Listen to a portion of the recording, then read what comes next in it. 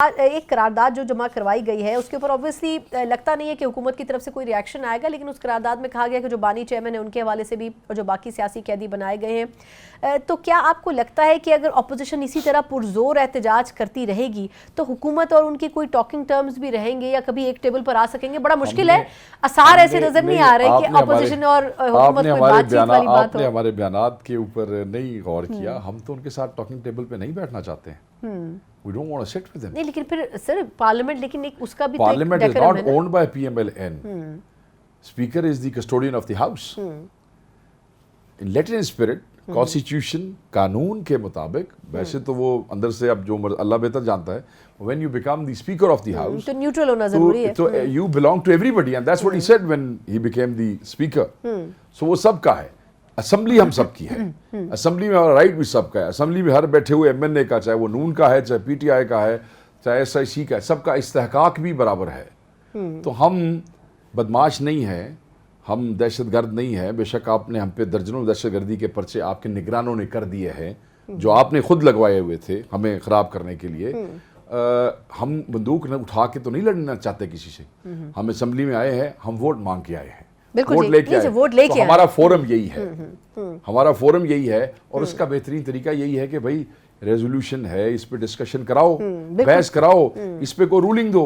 अब जब आप इन फोरम्स को हमारे लिए बंद करेंगे ना सना, फ्रस्ट्रेशन बढ़ेगी, प्रेशर बढ़ेगा। अच्छा, एक प्रश्न माजूद, एक छोटा सा सवाल, हालांकि वक्त खत्म हो चुका है सर। इस मर्तबा अपोजिशन में एक बड़ा क्रेडिट है पीटीआई का कि अख्तर मेंगल साहब हो, महमूद अचकजई साहब हो, फजल रहमान साहब हो, ये तीन ऐसे जाइंट्स जो कि पॉलिटिकल जाइंट्स कंसिडर किए जाते थे और अक्सर हुकूमत की तरफ भी होते थे, ये पीटीआई अपने पास लाने में कामयाब हो गई है। बड़ी कोशिश है इस वक्त नून लीग की भी, नवाज शरीफ साहब की भी, कि एटलीस्ट मौलाना फजल रहमान साहब वहाँ से उठ के हुकूमती बेंचेस पर चले जाएं।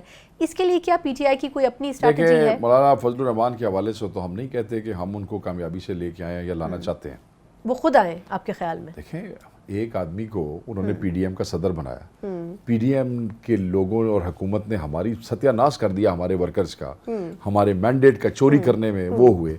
अब जब इस सारी चोरी चकारी के बाद पीडीएम की मेजर पार्टी जो थी, बड़ी पार्टीज, उन्होंने मौलाना की स्ट्रीट पावर इस्तेमाल की हमारे खिलाफ, मौलाना के लोगों को हमारे खिलाफ इस्तेमाल किया, उसके बाद मौलाना को डंप कर दिया।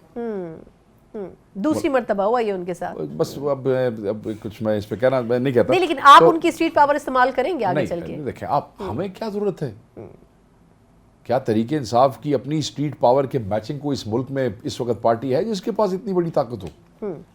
आज सिर्फ आप इशारा कहीं करें और आप देखें कि कितने लोग निकलते हैं। तो हम कोई अभी स्ट्रीट की तरफ नहीं जा रहे हैं, हमारा फोरम ये है, हम यहाँ पे बात कर रहे हैं, यही हमारा इस वक्त रेलेवेंट फोरम है। जब उसका वक्त आएगा ना जी, तो स्ट्रीट पावर भी पैदा भी हो जाएगी, निकल भी आएगी और राइप भी हो जाएगी।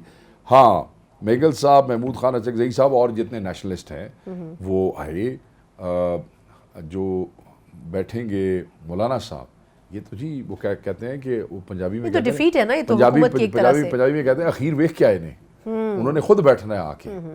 ये नहीं है कि हम उनके घर गए कि आप अपोजिशन में आ जाए, उनको दिया ही कुछ नहीं। बिल्कुल ठीक, मतलब है कि दो ही आदमी तो पीडीएम में जो है वो बेचारे मजलूम थे। एक मियां नवाज शरीफ, वोट को इज्जत तो दूर की बात, वो अपनी कमिटमेंट को इज्जत ना दिला सके। सारी दुनिया को नून लीग वाले कहते रहे कि मियां साहब कल आ रहे हैं, कल आ रहे हैं, कल आ रहे हैं। याद है आपको? बिल्कुल बिल्कुल सर। क्यों जी आप मियां साहब को क्यों बुला रहे हैं? क्योंकि मियां साहब हमारे प्राइम मिनिस्टर के कैंडिडेट हैं, वो लीड करेंगे। जब वो आ गए, उनको कैंपेन में इस्तेमाल किया, उनकी अपनी फैमिली ने उनको डंप कर दिया, आपके सामने डंप किया।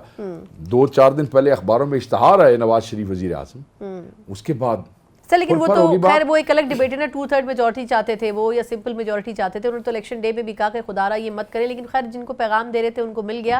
लेकिन बहुत बहुत शुक्रिया। नहीं, जब अपनी बेटी को पंजाब में 2/3 मेजोरिटी के बगैर चीफ मिनिस्टर बना लिया तो यहाँ अपने लिए खास मेजोरिटी चाहते थे, ऐसी बात नहीं है। नहीं, अगलों ने माना, नहीं बने। सब मैं वही तो कह रही हूं कि वो बात बन नहीं सकी। राना सनाउल्लाह ने कल कहा कि सिस्टम नहीं चलेगा, जावेद लतीफ ने कहा ये सिस्टम नहीं चलेगा, मुर्जा अब्बासी ने कहा ये सिस्टम नहीं चलेगा, सर इसमें से अक्सर इसीलिए तो बाहर हो गए, और हम ये सिस्टम चलने असेंबली में नहीं देंगे।